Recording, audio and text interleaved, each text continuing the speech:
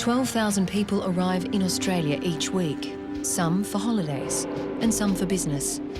And then there are a few whose arrival becomes the business of the Australian Federal Police. We knew we were dealing with a minimum of $50 million worth of drugs. About 7 metres from our location, we found a guy laying on the ground. The last thing I expected to find was a dead body. Potentially a murder may have occurred. He didn't seem too ruffled by the situation at all. We were pretty sure the importation would occur at any stage. You have to wait and be there at the right time, with the right equipment, at the right place.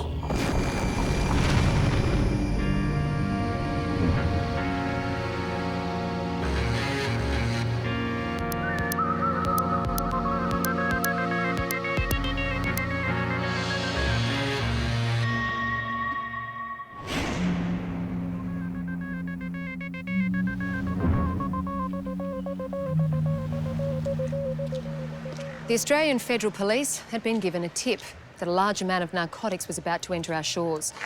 They had no idea where or when it would happen, but they did know if it wasn't stopped, a massive quantity of heroin would hit the streets, resulting in other crimes and possibly deaths. The only intelligence they had was that a Mr. Teng had arrived in town. Once we received the information in relation to Teng, our team started checks into his background, into his arrival in Australia, and into his location in Melbourne at the time. The task for the surveillance branch was to follow Mr. Teng around to see exactly what he did, who he met, where he went.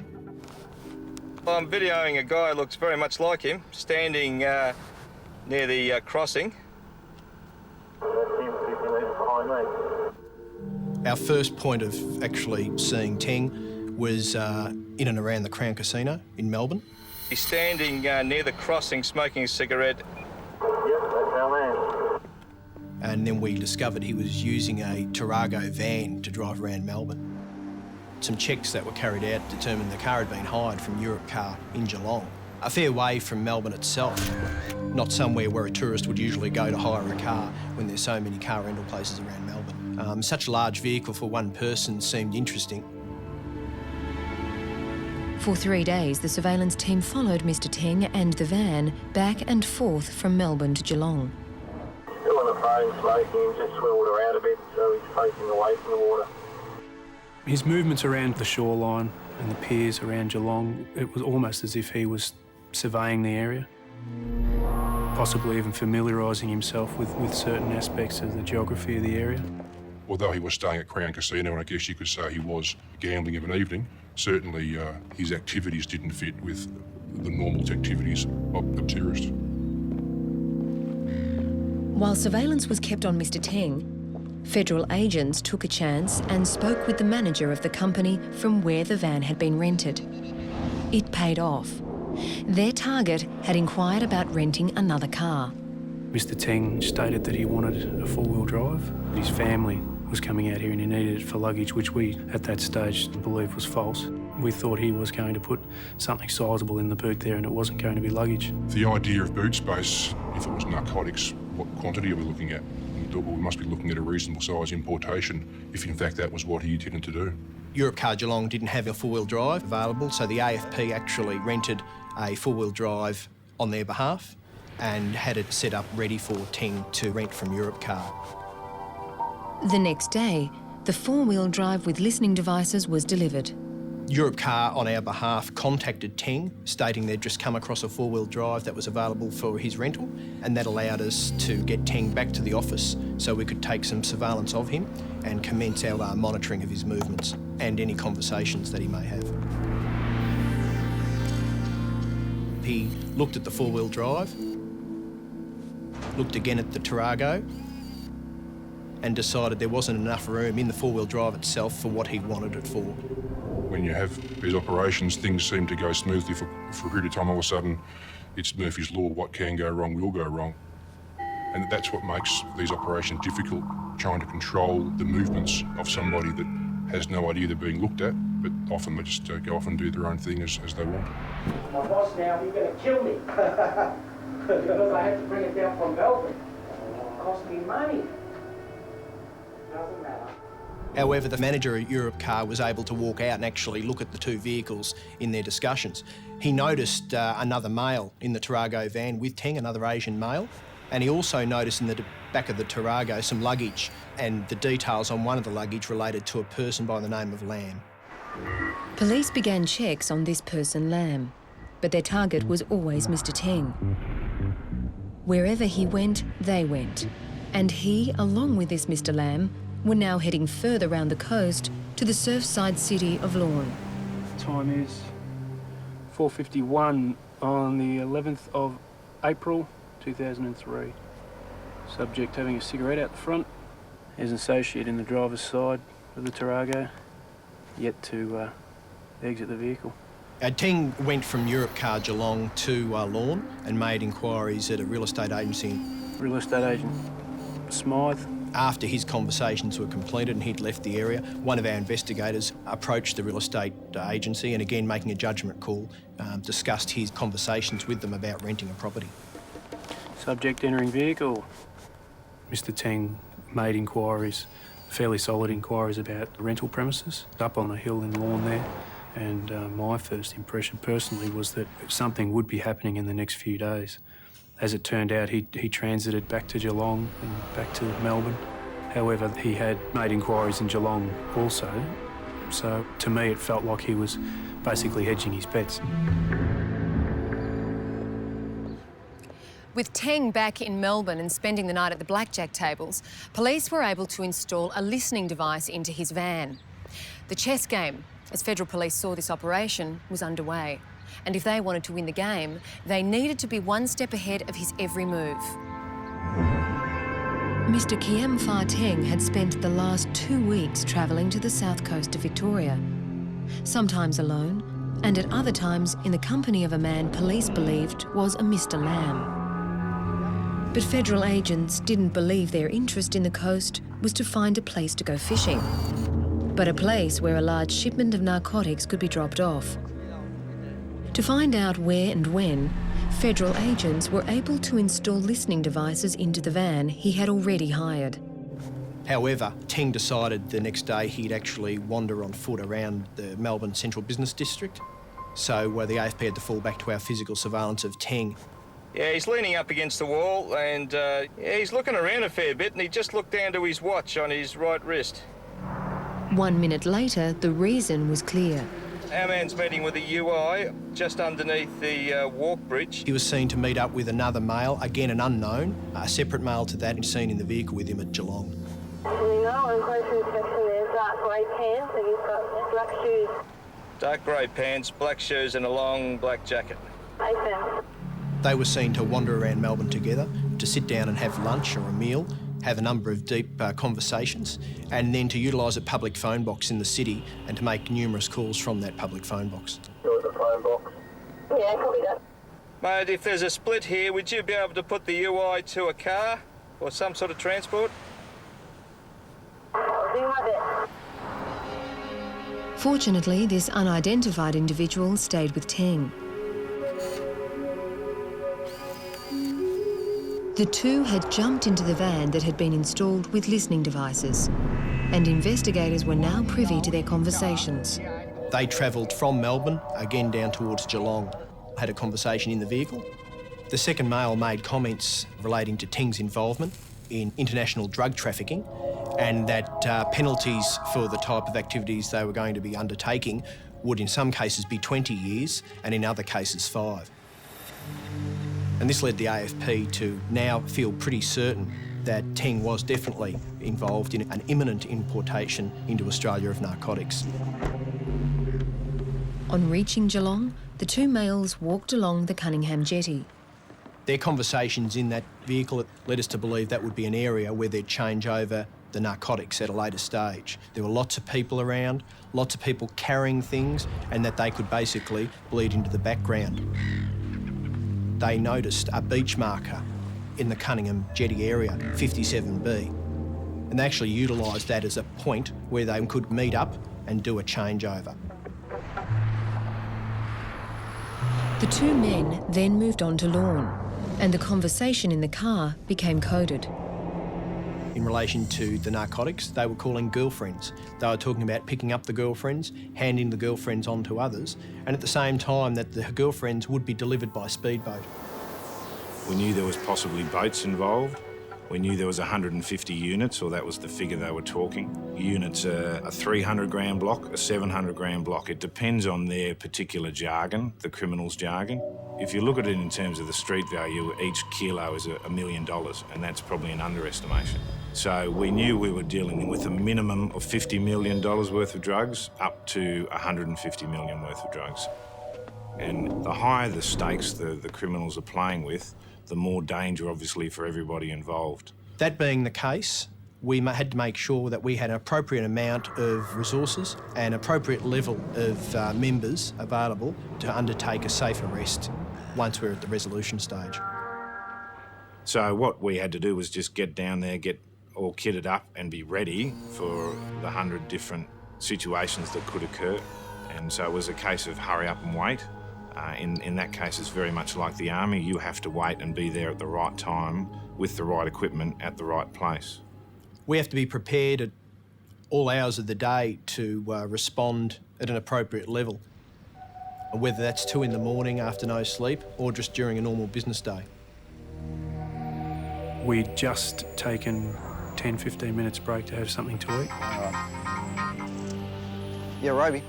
And we received a telephone call that surveillance had lost contact with Mr Tang in the Geelong area, and that one of the possibilities was that Mr Tang was travelling towards Lorne. All right, we'll keep an eye out. All right, good. My partner and I decided to position the vehicle at the entrance to Lorne, being that there's only one way into Lorne, and we knew that the vehicle had to travel down that road. Personally, I didn't think they would be travelling back to Lorne because of the time of the evening, unless, of course, something else was going to occur. I remember saying to my partner there that we could be here all night, and the first set of headlights that rolled through Lorne was the silver Tarago.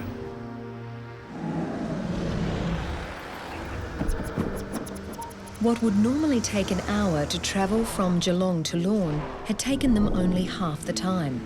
But they didn't stop at Lorne, and Agent Roby and his partner were in pursuit. We were the only 2 cars on the road. I was very wary not to be too close to the back of the Tarago, being the only other vehicle on the road. I made inquiries as to how far surveillance were going to be, and I was told that surveillance would probably be another 15 to 20 minutes behind. My partner and I realised at that stage that if anything significant was happening within the next 15 to 20 minutes, then we'd be the 2 members that would be required to do something. His premonition appeared correct. On the horizon, a boat appeared. A boat that had never been and shouldn't be in Australian waters.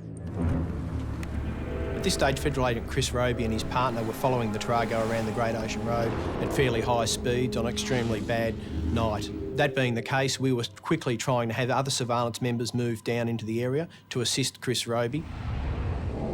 We lost sight of the car for a good 2 or 3 minutes around the bluff, and I remember making that turn around the bluff and seeing quite a large ship, no more than a kilometre off the shore, and it was very, very well illuminated. It certainly was some sort of indicator for this vehicle, I'm certain of that. Then the van pulled into a parking area above the rugged coastline and in direct sight of the ship. The occupants of the vehicle were still seated in the vehicle, however their interior light was on, and I could clearly see Mr Tang in the driver's seat. The headlights were still on, which suggests to me that he could have possibly been marking that spot for members on board that ship to travel to that point. Being the only other vehicle on the road, we had no other option at that stage but to continue past the Tarago. There's nowhere to pull over. So all Agent Roby could do was to make U-turns at certain intervals and drive past the suspects while he waited for backup. The area along the coastline there is extremely isolated and vehicles stand out, especially at that time of the evening. We were quickly trying to assess where we would be able to locate agents and surveillance members to continue physical surveillance of the suspects if the importation occurred. But just as reinforcements arrived, the suspects were on the move. Yeah, 2 out the front talking. Surveillance officers followed them to the Grand Pacific Hotel in Lorne. They watched as Teng took a phone call and then headed back alone to the place from where he'd come.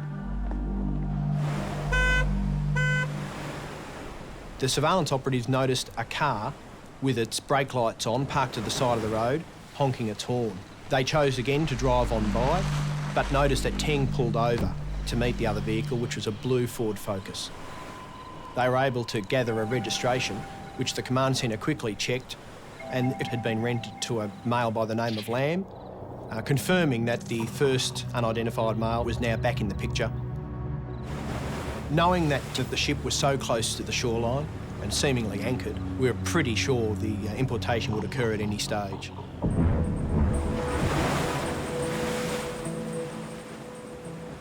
It was going to be a difficult task for the undercover agents to see the handover occur. The beach below where the cars had been parked was hard for them to keep their eye on without being spotted. And the weather that night wasn't doing them any favours. It was really, really hard to actually see what was going on, both at the vessel and on the beach. You couldn't see the vessel with the naked eye. The only way I was actually able to see at that stage was with the thermal imager. The weather was shocking. There was huge seas, and anybody coming off the boat in those sort of swells must have been crazy, especially given the way that such a large boat was being thrown around. A smaller vessel, if it was coming off that, the boat would have had a real hard time. Back at the Grand Pacific Hotel, the other male suspect had been nervously puffing on cigarettes for over an hour when Teng arrived back. The two returned to the cliff, and while agents following couldn't stop to see what was happening, the bug in the van was giving them some indication of what had occurred. Although we couldn't interpret the conversation at the time, something had changed with the situation down the shore party. Very quick, very jumbled conversations.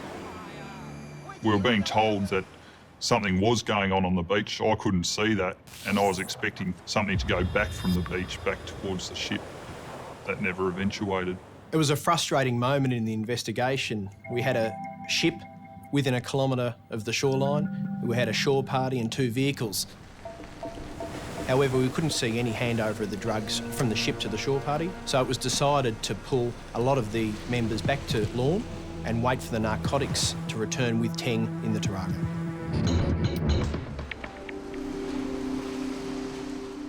The Tarago returned to the Lorne Hotel and parked in one of the car parks underneath the hotel, and Teng and Lee were seen to head upstairs to their room. At a point after they went into their room, we had a federal agent go into the car park and look into the back of the Tarago. In the Tarago, two packages could be seen wrapped in blue tarpaulin-type plastic and fishing net, so we were sure that the narcotics had arrived. We had a lot of options available. We could go and arrest them in the room, but however, that wouldn't show their actual knowledge of the narcotics. We decided to wait until Teng and his companion returned to their Tarago before arresting them, so that they are in possession of the narcotics at the time of their arrest. The problem was, the packages weren't big enough to be 150 kilograms worth, and we'd now lost contact with the blue Ford Focus. Lamb, who had gone in a different direction after the handover, had used anti-surveillance techniques, and the police had to drop off his tail. So we had to try and find that vehicle and find the narcotics. Not only that, they would need to find forensic evidence that would link the suspects to the scene where the handover had occurred and where the ship that they believed was involved was still anchored. But what they discovered was not what they expected. Dead person.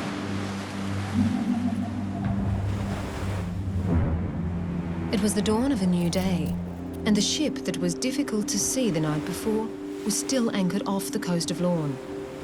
It was now able to be identified as the Pong Su.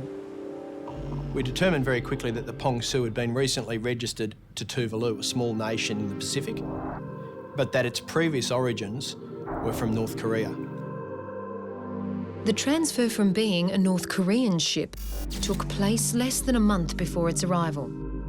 They'd spent $12,000 changing the registration, And we believe that was to not gain the attention of authorities as the ship moved in and around Australian waters. However, the Pongsu was detected, and police believed a portion of drugs that was sitting in the van underneath this hotel had come from that ship, and the two suspects who had taken possession of those drugs were about to be arrested. Our plan at that stage was to try and contain them there, to do something to their car that made them stop to repair it, and we came up with letting down the front tyre. They would then start to take off the wheel, and we would cordon and contain them and arrest them peacefully. Things didn't go exactly according to plan, as happens in these situations. He had seen the flat tyre, looked around, definitely saw us sitting there, and he took off at quite a rate of knots. So we had to take this vehicle out as quickly as we could.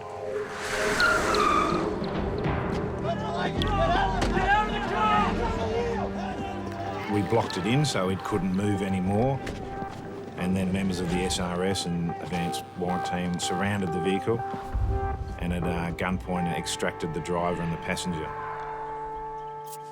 When I arrived at the area, I saw Mr. Tang face down on the road in handcuffs, restrained.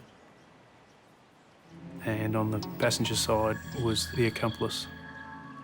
He was fairly quiet.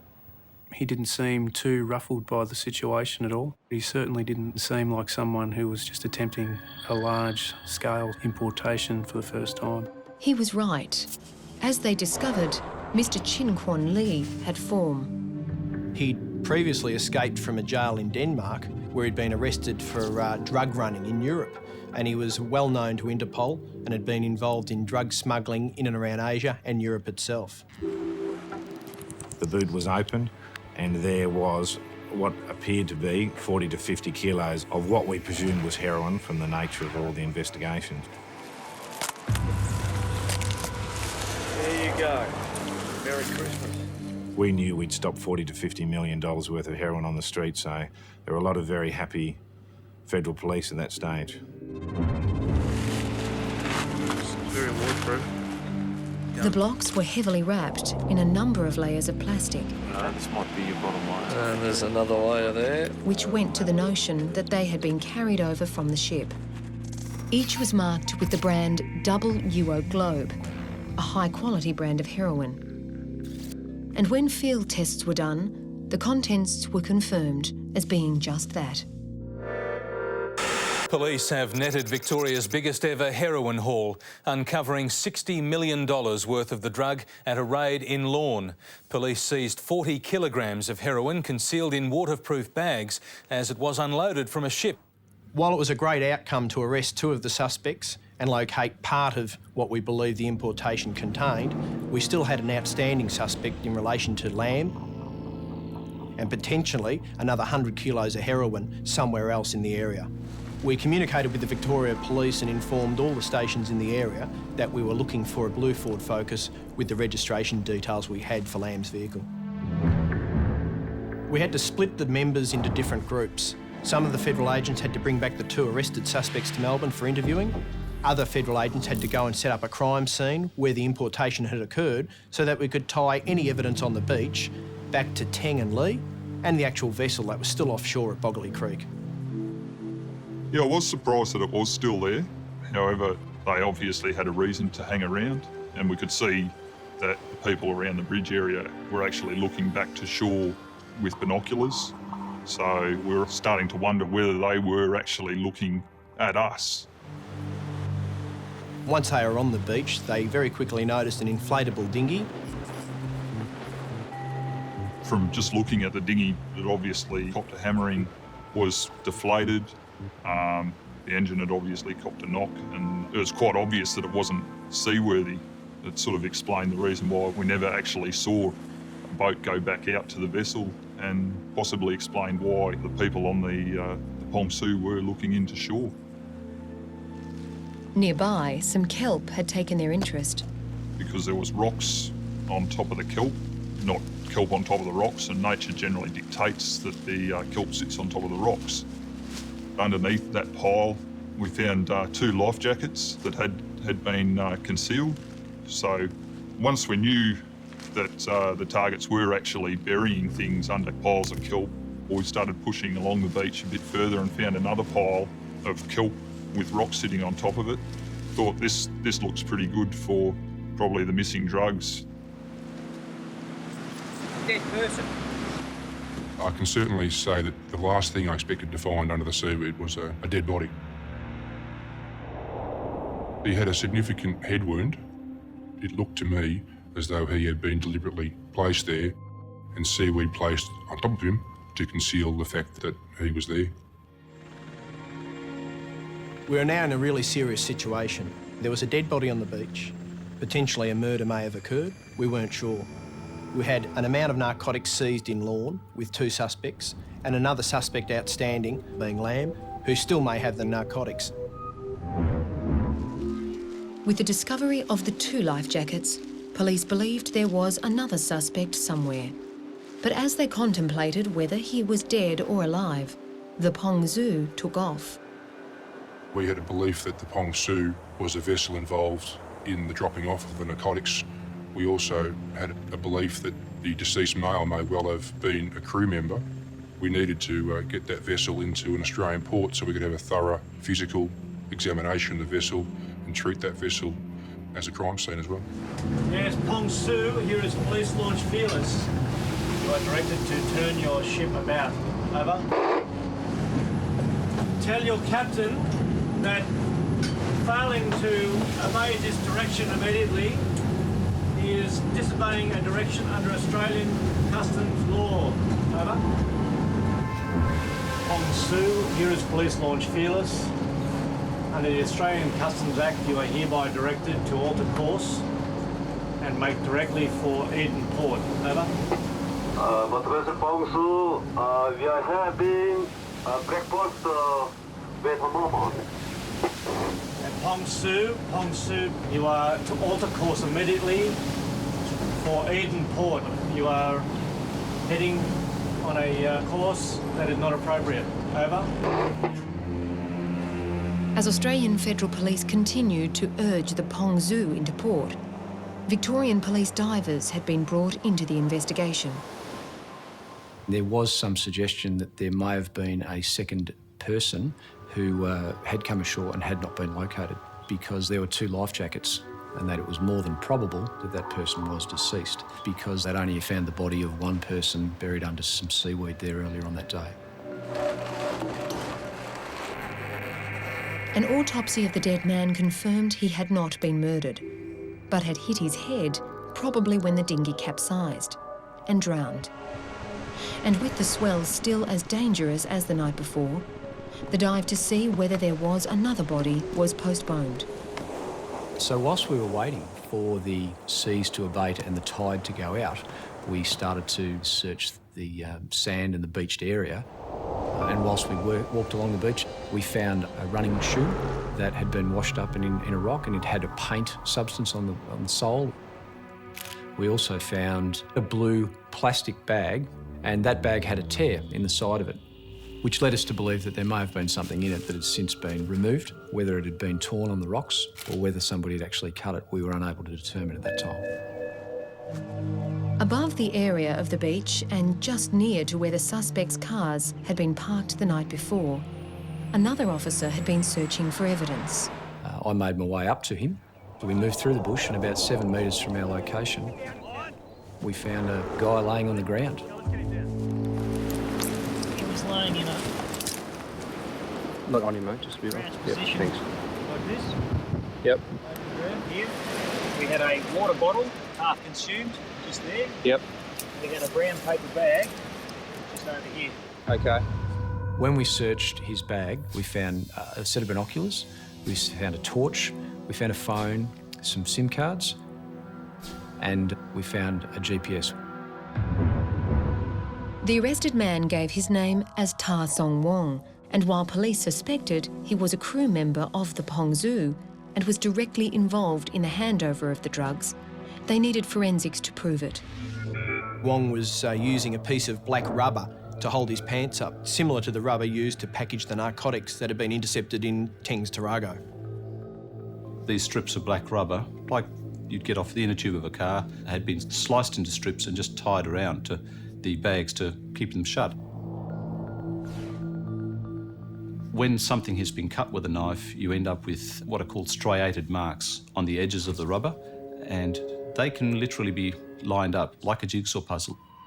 And when Wong's makeshift belt was lined up with the ties from the heroin package, they were a perfect fit. We could certainly show that they had once been one piece before they were cut. The forensics investigation then moved on to actual fingerprinting.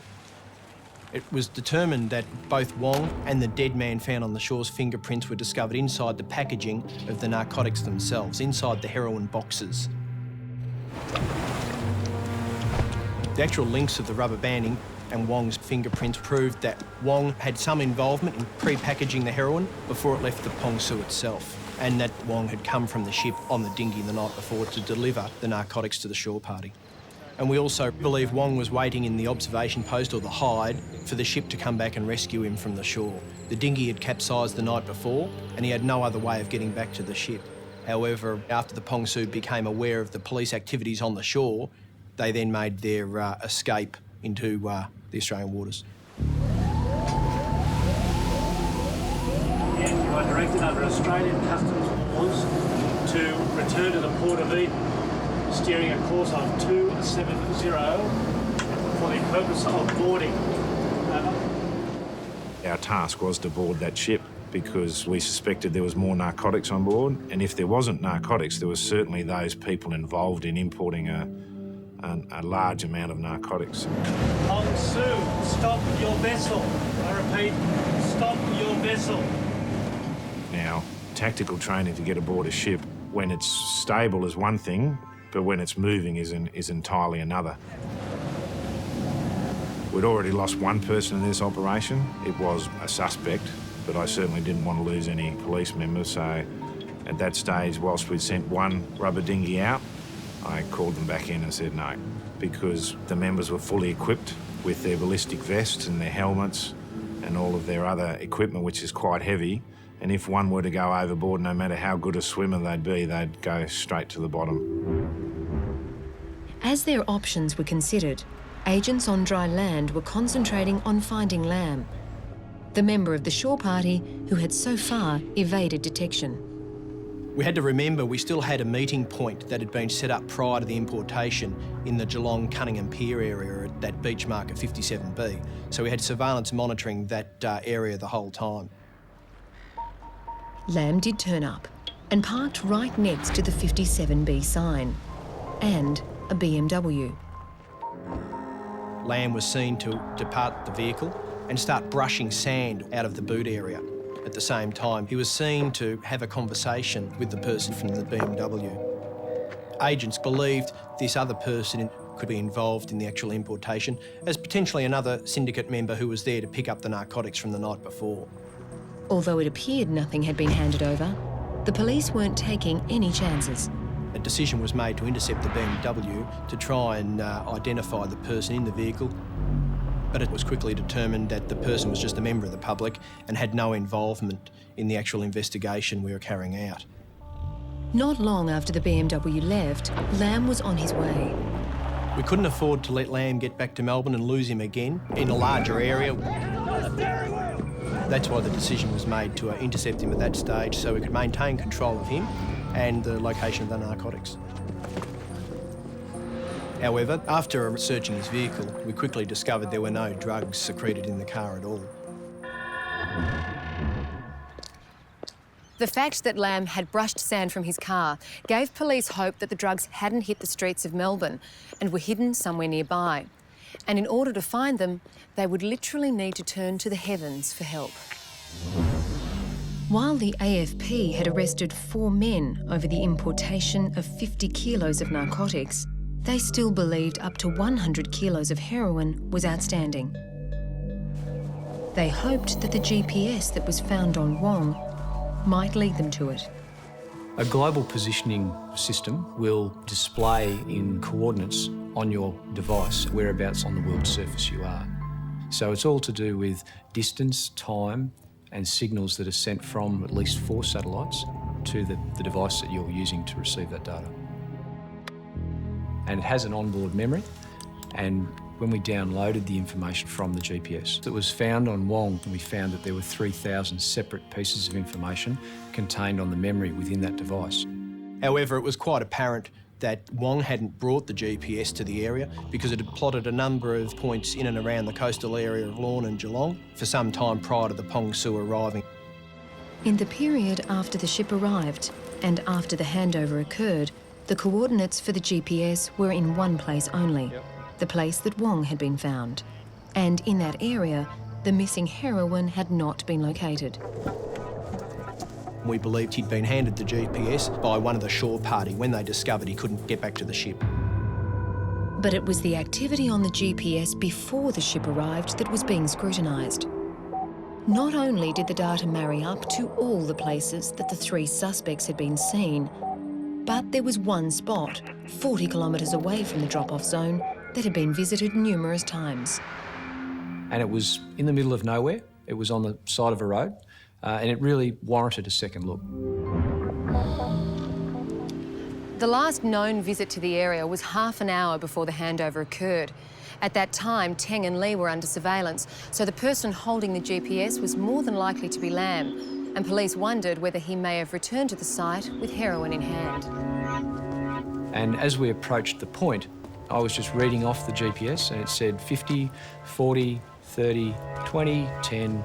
It said we're here. And I looked down on the ground. I picked up a plastic bag, and contained within that plastic bag was 2 photographs of Lam. While no heroin was discovered in this area, other vital evidence had been. There was a mobile phone starter kit with Lam's fingerprint upon it. Most importantly, there was an A4 sheet of paper that was a shipping invoice for the Pong Su. This was significant because Mr. Lam had indicated that he was not involved in this incident at all, and we'd now found physical evidence that linked Lam to the Pong Su, which was currently heading up the coast towards Sydney. Pong Su, stop your vessel now! You have been told and warned numerous times. Are you altering course back to even port, over? No, he's making a run for it. Pong Su, if you do not stop your vessel or alter course, we will stop your vessel, or the Australian government will stop your vessel using any method available. We were tasked to follow the ship and to cover it. Meantime, the people back in headquarters were getting the people most skilled and best equipped to do the actual takeout of the vessel. Motor vessel Pong Su, this is Australian warship. Rig your pilot ladder starboard side now. You know, at the present now, my crew members now sleeping now, so waiting some moment. No, sir. Please wake them up. I intend to board you. Over. The HMAS Stewart was sent from Sydney to intercept the Pong Su. Once it made contact with the Pong Su, it sent a helicopter where SAS soldiers boarded the ship and made it safe for the AFP to go on board. It now became another crime scene for us to search, to try and link the evidence on board the Pong Su with the rest of the evidence we'd seized during the investigation. Okay, the time is 11:52 on Sunday the 20th of April 2003. A thorough search of the ship showed us that it was most probably a smuggling ship for the purpose of actually moving narcotics in and around the world. Water tanks on the ship had been converted to fuel tanks, basically giving the ship a greater capacity to travel without stopping to take on fuel. A huge amount of food had been found on the ship, also allowing the crew to survive for some time without going to port. The reason for this would be obvious. By not having to go to port, especially in Australia, they wouldn't come to the attention of authorities that may be wanting to check the ship. A systematic search began this morning. Every room, cupboard and panel. Specialised X-ray and chemical equipment taken aboard. Even the ship's filter and vents were checked. We were given a running shoe from the beach near the dead body, which had a number of paint stains on it, and we were asked if there was any possibility that we could match paint from the shoe with any paint found on the Pong Su. Paint samples and scrapings from the deck of the ship were analysed and compared. We were able to match a number of features of the paint, not conclusively, not 100%, but very, very likely that the paint on the shoe was the same as found on the deck of the Pong Su. When the dead person was found, he wasn't wearing shoes. So the links between the dead man, Wong, the ship and the shore party continued to grow. But we still had the problem of the missing narcotics that we believe Mr. Lamb was in possession of at some stage. We had to find it. It was imperative that that drug be discovered before someone else got their hands on it. The night the drugs came ashore and were handed over to the shore party, Teng and Lee headed back to Lawn to their hotel. Lamb had headed in the opposite direction. Our surveillance operative attempted to follow Lamb, however he was using what's known as anti-surveillance measures. As a result, the agents dropped off Lamb, but they knew the direction he had travelled.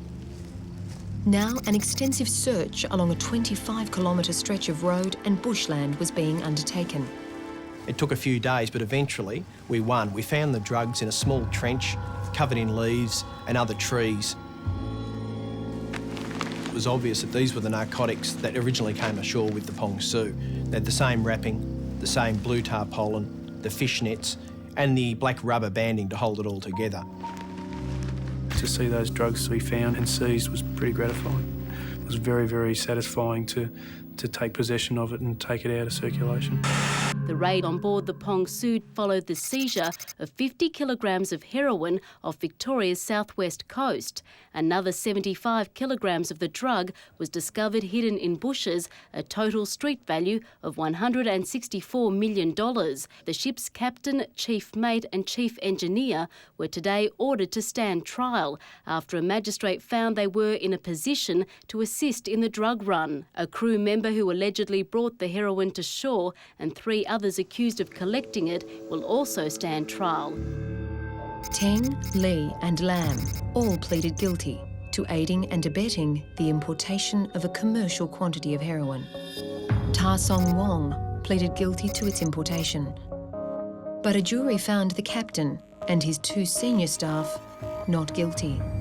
Regardless of who surrounding that narcotic importation is convicted, at the end of the day you have to be happy with the fact that we achieved what we wanted to achieve, and that was to stop the narcotics reaching the community. If you look at the figures in 1999 of how many people a year were dying from heroin, it was up to about 1,200 people a year, and now it's back down to around 300 people a year. So we have made a difference. The 4,000-tonne vessel was towed out to sea about 140 kilometres off the New South Wales south coast. An F-111 jet fighter lined up the vessel and bombed it. That syndicate won't be doing that again. That ship won't be doing it again. It's at the bottom of the ocean. So the results were very good. I think it did send a very strong message right around the world that Australia won't put up with this.